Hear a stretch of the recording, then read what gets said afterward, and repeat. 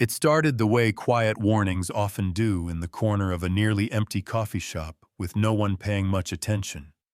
Ashland, Oregon was slipping into November's soft chill, its streets quilted with amber leaves and the scent of wood smoke. Inside Grady's cafe, steam curled from ceramic mugs while students clacked away at laptops or murmured over politics and deadlines. And in the far booth, a young black woman in a gray hoodie sat unnoticed, precisely how she preferred it. Her name was Janelle Rhodes, and to most people in this quiet college town, she was just another face in the background, polite, reserved, forgettable. But forgettable wasn't the same as invisible. Janelle sipped her coffee without tasting it, eyes flicking toward the door each time it opened. She wore earbuds but hadn't played music in over an hour. Her left hand traced slow circles around the lip of her cup, while her right stayed beneath the table, fingers brushing the spine of a battered notebook tucked in her jacket.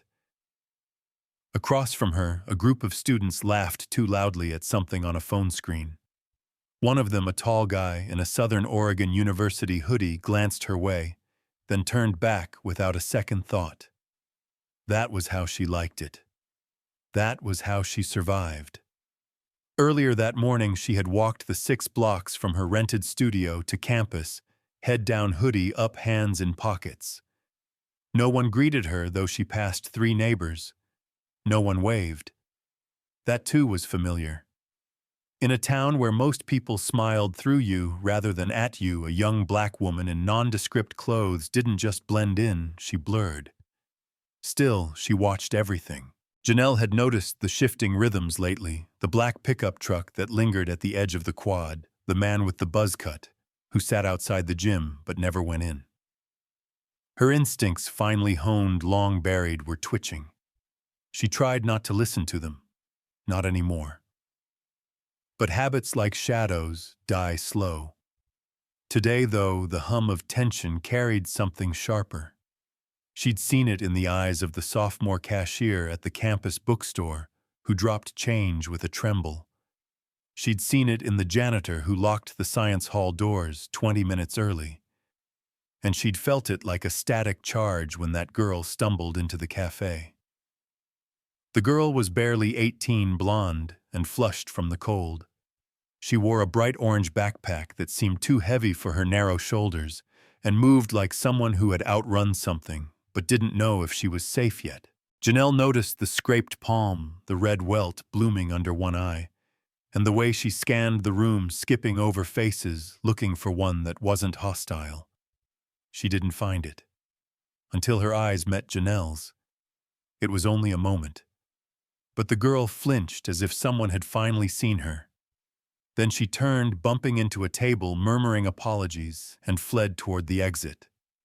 Janelle stood instinctively, her chair scraping the floor, heart rising uninvited. She didn't chase the girl, but she didn't sit back down either. Instead, she moved slowly to the window and watched. The girl rounded the corner and disappeared into the alley beside the bookstore. 2 minutes later, a man followed, bearded, heavy-set leather vest over a grimy hoodie. Janelle didn't need to see the chain on his belt to know who he was. She'd seen the patch, Razor Fang MC, and she knew what that meant. She turned from the window, picked up her coffee, and left it full. No one stopped her. No one noticed. Outside, the air was colder than it should have been. As she walked, her pace quickened, not a run, not yet, but sharp and alert. She pulled her phone from her pocket. Screen cracked, no recent calls. She typed a message and sent it to a number with no name, saw Razor Fang in daylight. Following up. Will report after. She didn't expect a reply. There never was one.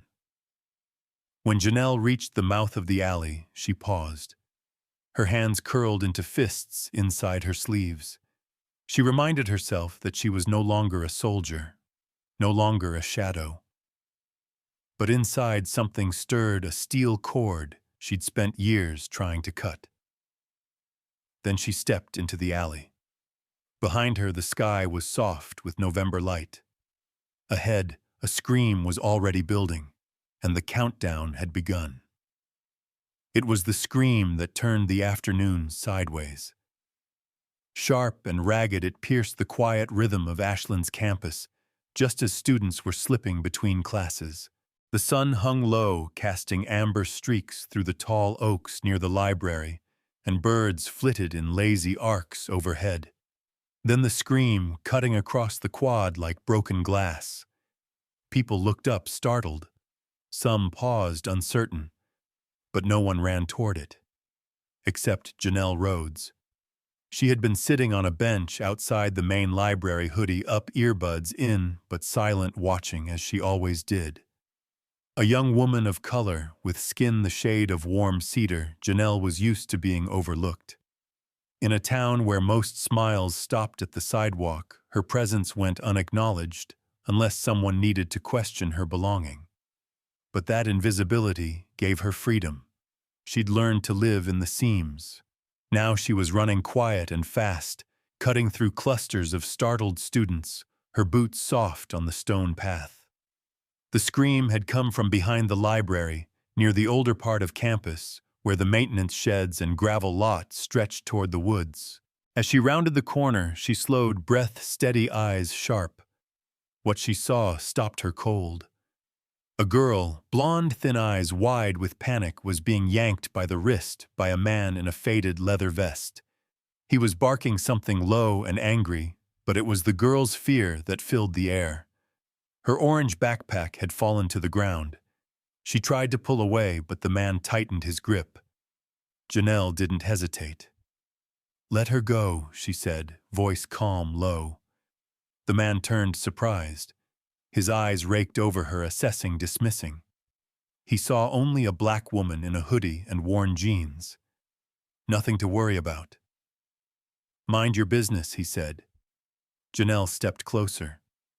"I'm making it my business." The girl was frozen, her lips parted in a silent plea. "Back off," the man growled. "This ain't what it looks like." "It looks like assault," Janelle replied. The man released the girl almost theatrically, then took a step toward Janelle. "You got a mouth on you. That might be a problem." He didn't see it coming. In less than 2 seconds, Janelle moved. One hand snatched his wrist, the other pressed to his shoulder, and with practiced ease she twisted his weight off balance and sent him stumbling backward onto the gravel. He hit the ground with a grunt. The girl gasped. Janelle turned to her. "Go."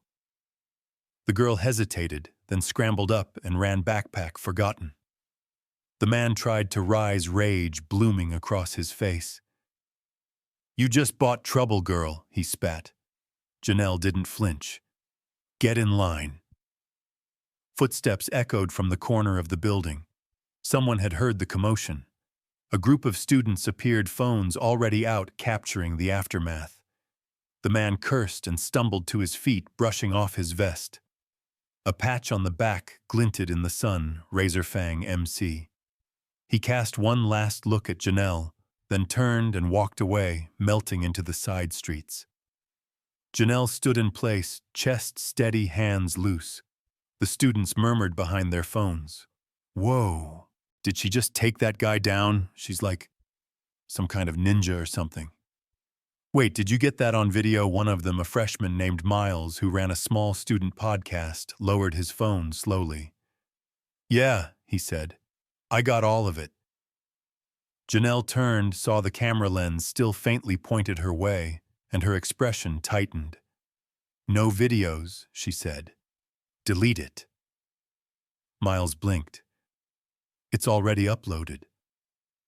Her stomach dropped. It begins again, she thought. "Who are you?" someone asked. But Janelle was already walking away. Behind her, the whispers swelled. The video had caught everything: the quiet power, the fluid motion, the calm after the storm. It would be reposted, captioned, dissected. In a town like Ashland, that kind of mystery didn't stay in the shadows for long. She headed for the woods, past the gravel lot where no one followed. The wind picked up swirling dry leaves around her boots. She closed her eyes for a second, felt the tremble in her fingers, the one she never let anyone see. Years ago, this might have been normal. Not anymore.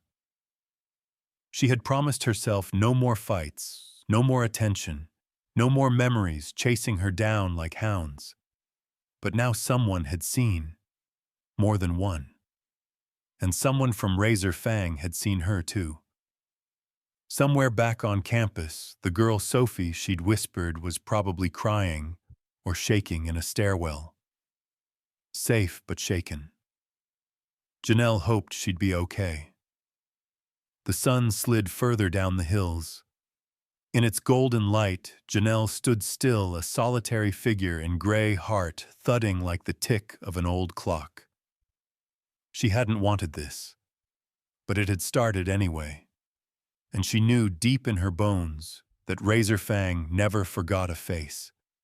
By nightfall, the clip had reached 5,000 views.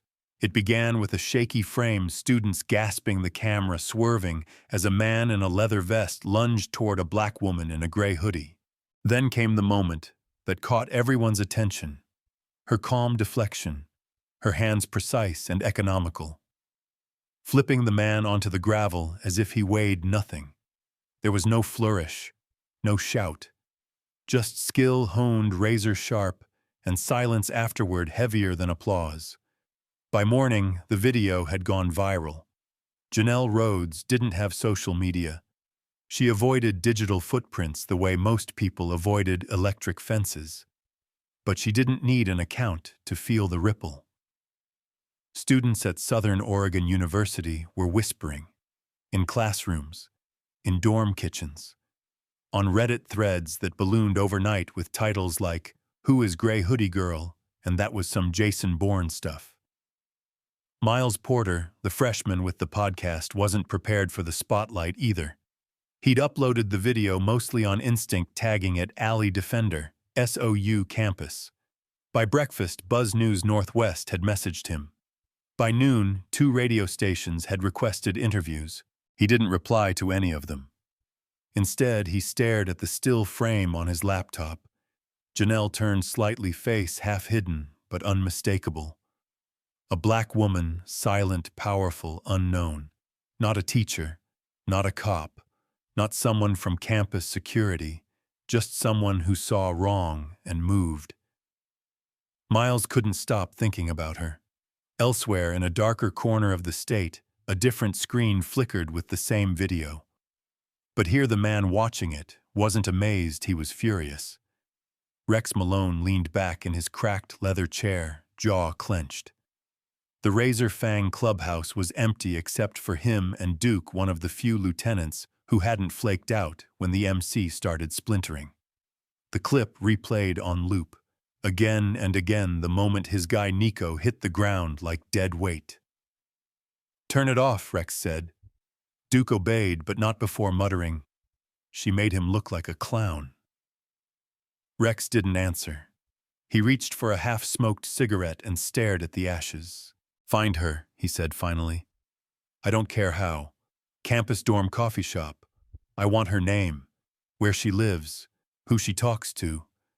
"You think she's a cop?" Rex blew smoke toward the ceiling.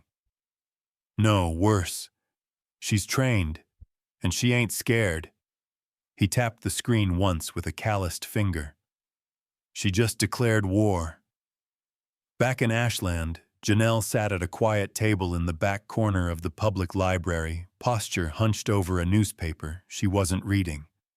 Her phone burner, prepaid, buzzed once with a text from an unlisted number.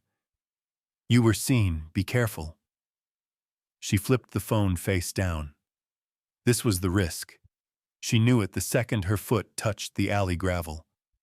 But she hadn't expected the footage to spread so fast. She hadn't expected the campus to feel different. Strangers glanced her way now. A barista at Grady's cafe said, "Hey, you look familiar." A classmate in her ethics seminar offered to share notes, something no one had done all semester.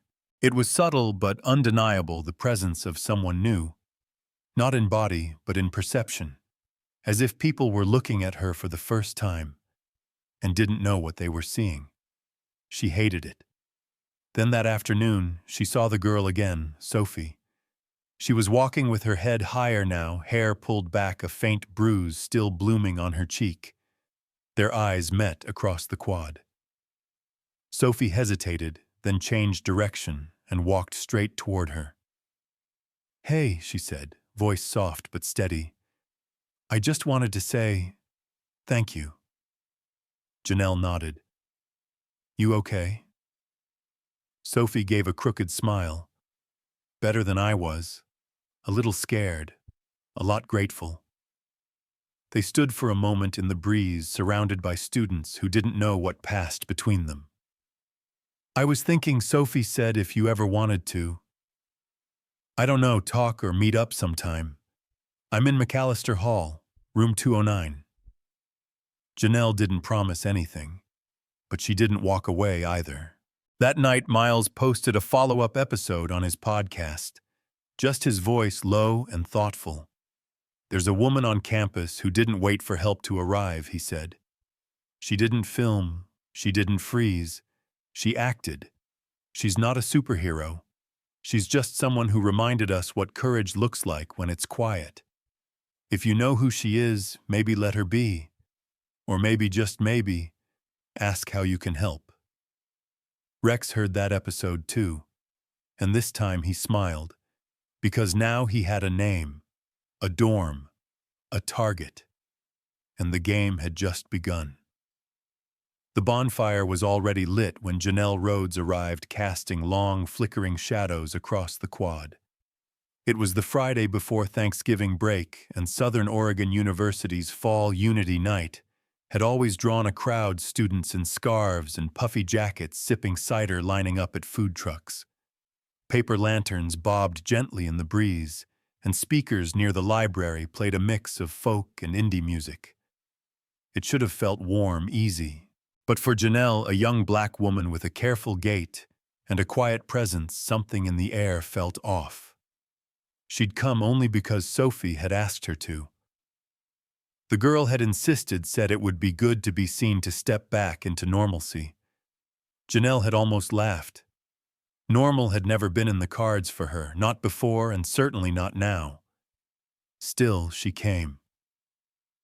Hoodie zipped up, hands in pockets, shadows in her eyes. Sophie spotted her and waved, standing by a table with hand-painted signs. "Community Defense Workshop. Sign up here." The beside her was Jake, a wiry junior with a buzz cut and too many energy drinks in his backpack. He was setting up a screen to show video clips of self-defense demos. Janelle's stomach twisted at the irony. Her own clip, now viewed over 200,000 times, was the unspoken star of the night. "Glad you came," Sophie said, her smile tentative. "We saved you cider."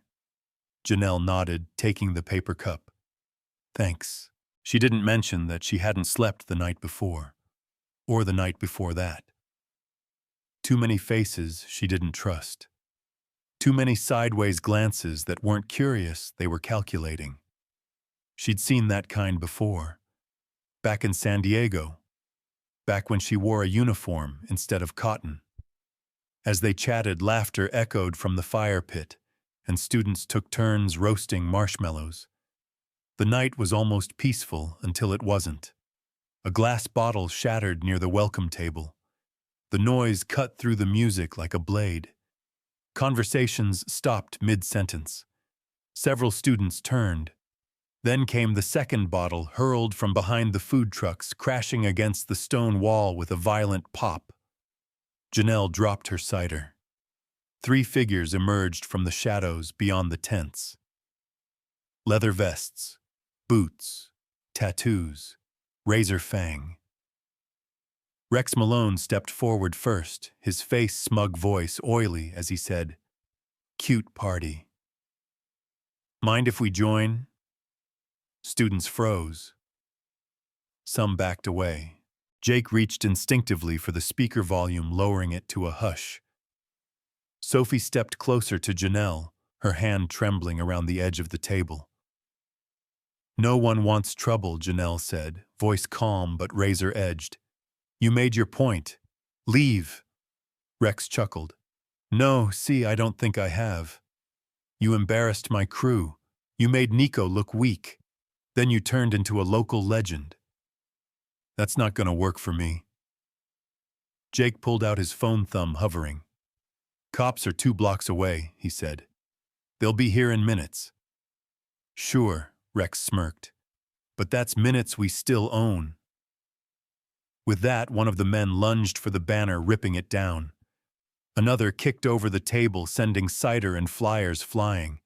Screams broke out, students scrambled back.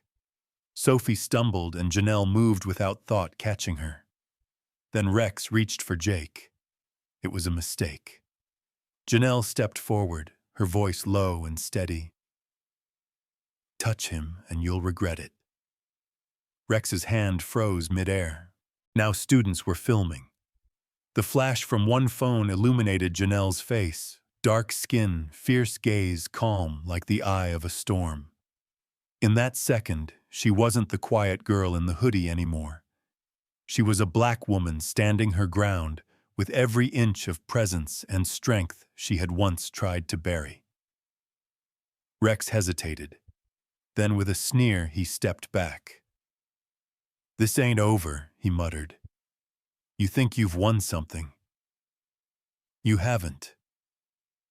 The bikers turned and left their boots crunching on gravel. A few beats of silence. Then the music resumed, softer now. No one cheered. No one clapped. But eyes followed Janelle wide with a new kind of recognition. Sophie was the first to speak. You didn't hit him. I didn't need to, Janelle said. Not yet. Jake grinned. Okay, that was terrifying and awesome. I didn't come here to be either, Janelle replied. She looked out at the quad at the students picking up flyers, relighting lanterns. But it looks like I don't get to choose anymore. The bonfire crackled behind her, casting her silhouette long and steady across the grass. Miles, standing off to the side with his camera lowered, whispered she owned the room without saying more than 10 words. The wind picked up, and somewhere deep in the hills outside Ashland, a message was being sent to every chapter of Razor Fang on the West Coast. They had found someone dangerous, but she wasn't coming for them. The rain came down in cold, slanted lines, drumming against the windshield like a metronome set too fast. The road stretched dark and endless along I-5, flanked by pine trees and the occasional flicker of a truck stop sign. Janelle Rhodes sat behind the wheel of an old Subaru with dented sides and no Bluetooth, her hands steady at 10 and 2. She hadn't spoken in 30 miles. In the passenger seat, Jake fiddled nervously with a flashlight, while Sophie sat behind them, clutching a printout of a blurry map and a folded switchblade she didn't quite know how to use. They were headed to a warehouse listed in a message that had popped up on Jake's private server, encrypted anonymous, and meant to disappear. The message had only 6 words, Emily. Alive. Warehouse off I-5. Tonight. Emily Tran was Sophie's best friend. She'd been missing for 4 days. Janelle didn't believe in coincidences. The tip came too clean, too specific, too easy, which meant it was a trap. But staying back wasn't an option anymore. Razor Fang had escalated. This wasn't just vandalism or intimidation. This was personal, and they wanted her to walk into it. So she did. Janelle, a young black woman who had once worn a seal trident on her chest and now wore shadows like second skin, knew how to enter a hostile zone. Her instincts were sharp again, like old steel brought to flame. She wasn't proud of how easily the old reflexes had returned, but she needed them now. As the Subaru pulled off the highway, gravel crackled beneath the tires. The warehouse loomed ahead, 2 stories of rust and concrete tucked behind a row of forgotten shipping containers. A single floodlight buzzed above the door, casting sharp angles across the soaked ground. Janelle killed the engine. "Stay in the car," she told Jake and Sophie. "If I don't come out in 15 minutes drive." Jake started to protest. "But if you drive," she said again, firm, "and don't come back." She stepped into the rain without waiting. The door wasn't locked. That confirmed it a trap. Inside, the air was thick with motor oil and mildew. Janelle's boots made no sound on the concrete floor. She kept low, using shelves and crates as cover, moving with the same precision that had once earned her the call sign Wraith. Voices drifted from the far end. Male. Laughing. Too confident. She found Emily 2 minutes later, tied to a chair, gagged but awake. Her eyes went wide at the sight of Janelle, and something like hope flickered there. Janelle pressed a finger to her lips. Then she scanned the room. 3 men, one armed with a bat, one with a hunting knife. The last, Duke Rex's right hand, held a phone filming. "Say something tough," Duke was saying. "Boss wants footage of her rescue before we send her back." Or not. Janelle stepped into view. "I'll say something." The men spun, surprised. Too slow. Janelle moved like water over stone, fast, unrelenting. The bat never connected. She ducked, swept, struck, one down. The knife came next, slashing too wide. She caught the man's wrist, twisted, drove her palm into his sternum. He collapsed with a wheeze. Only Duke remained backing away, phone still in hand. "What are you?" he asked, voice cracking. Janelle didn't answer. She disarmed him in 3 moves. 10 seconds later, it was over. She freed Emily quickly, whispering, "You're safe now. Can you walk?" Emily nodded barely. Janelle helped her to her feet, steadying her weight of Asa with one arm. They moved through the side door and back into the storm, where the Subaru's headlights cut a soft cone of light through the dark. Jake jumped out to open the back door. Sophie cried out and ran to her friend, throwing her arms around her. Janelle didn't speak. She simply looked down at her scraped knuckles, blood mixing with rain, and turned her face away. From the tree line beyond the warehouse, another figure watched. Rex Malone, silent, unmoving. He didn't step forward. He didn't shout. He simply lit a cigarette, exhaled slowly, and disappeared into the woods. Back inside the car, as the heater kicked in and Emily sobbed softly against Sophie's shoulder, Jake whispered, "That was impossible." Janelle didn't look at him. "No," she said. "That was necessary." And somewhere between the miles of forest and freeway, she realized something: they weren't hunting her anymore. She was hunting them. It started with a flyer printed on recycled paper, thumbtacked quietly to the community board outside Grady's Cafe. The font was small. The words: "Careful Campus Self-Defense Free Weekly Class. Practical skills, no experience needed. All are welcome." And beneath it, in lighter ink, led by advisor J. Rhodes. By Wednesday, 6 people had signed up. By the end of the week, there were 23. Southern Oregon University didn't make announcements. No professors issued statements. But students talked. Word spread. The woman in the gray hoodie, the black woman who'd dropped a gang member in an alley, who stood her ground at a bonfire, who rescued a girl from a warehouse off I-5, was now teaching in the old rec hall twice a week. Quietly. Steadily. They called it the class no one expected. Janelle Rhodes, for her part, never raised her voice. She wore simple black t-shirts, tied her hair back, and moved with the kind of precision you couldn't fake. When she demonstrated how to pivot from a wrist grab or drop low from a chokehold, students watched like the world depended on it. And maybe in a way it did. She didn't talk about Razor Fang. Didn't explain where she'd learned her skills. But when a student asked, "What should we do if we're scared?" she answered plainly, "Fear isn't failure. It's information. Listen to it. But don't let it decide everything for you." Sophie came every week now, assisting with sign-up and pacing drills. Emily, still healing but stronger every day, helped translate for a small group of international students. Jake ran the tech-recorded clips, edited short demos, and posted them to a page called Shadowline. He never showed Janelle the follower count, but it passed 100,000 in less than a month. One afternoon after class, a student approached. A girl with short hair, flannel shirt, and a nervous energy that couldn't be masked. "My mom says she remembers you," the girl said. "From Coronado. She was Navy medical. She thinks you trained with them." Janelle didn't answer immediately. Then she offered a small nod. "Tell her I said thank you for staying." The girl's eyes widened, then softened. She nodded back and left. Later that evening, as Janelle folded up mats and zipped gear bags, the door opened.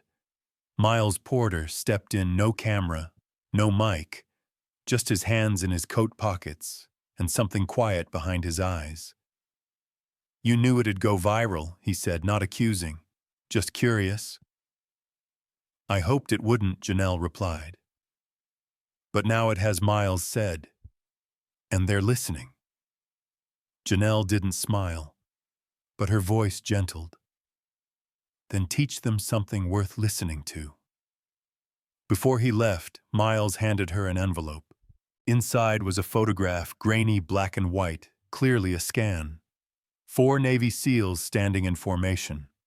One of them, her barely 20 eyes, sharp mouth unsmiling. On the back, scribbled in pen, "The quiet ones save the most." Janelle stood in the empty room for a long while. That night, Sophie posted a photo on the class page, just a circle of sneakers on the gym floor, mismatched and imperfect. The caption read, "We showed up, we stayed, we learned." Across town, in a diner that didn't ask questions, a man with a scar across his cheek read the post. Rex Malone didn't speak. He closed his phone and stared out the window at the quiet street. Razor Fang had scattered. No more late-night threats. No more turf. The war he tried to start never caught fire because it ran into someone who wouldn't burn. Back in the gym, Janelle pinned a new sheet to the bulletin board. This one had fewer words. "We don't run, we rise." As she turned off the lights, the final autumn leaves swirled outside the glass doors, soft, golden free. And for the first time in years, Janelle Rhodes, a woman Dama once trained to disappear, stood visible in the very place that had once ignored her. She didn't just survive. She changed what survival could look like. Somewhere in a quiet gym with scuffed floors and mismatched sneakers, a woman Damo taught students how to move not just with strength, but with dignity. She never raised her voice, never asked for applause. And yet her presence turned whispers into courage and silence into resolve. They called her the woman who owned the room, though she had never asked to. At its heart, Janelle Rhodes's story is not about fists or fame. It's about standing still when the world expects you to run. It's about a black woman who was once overlooked, stepping forward with skill, patience, and quiet justice until even the loudest threats fell silent. She didn't fight for revenge. She showed up for something larger: truth and the safety of those who had none. In a world still shadowed by assumptions where color, accent, or paycheck can decide worth, Janelle reminded us that strength has many shapes, that justice doesn't always wear a badge or carry a gavel. Sometimes it wears a hoodie and carries a wound. And if you've ever misjudged someone based on the surface, on their past, their silence, or the neighborhood they came from, this story gently asks you to look again. Because the strongest people often carry their battles quietly, And the most enduring change begins with the courage to act when no one's watching. Like a porch light left on for a stranger, her actions became a beacon for others and for herself. They taught that we all have the power to protect, to stand beside, and most importantly, to see. So tonight, as the world scrolls past names and headlines, maybe we can pause a little longer. Remember the teacher who never called herself one, the protector who asked for no title, and the woman who by simply choosing to stay changed everything. And if this story touched something in you, perhaps it's a quiet sign to pass it on to be that steady light for someone else in the dark.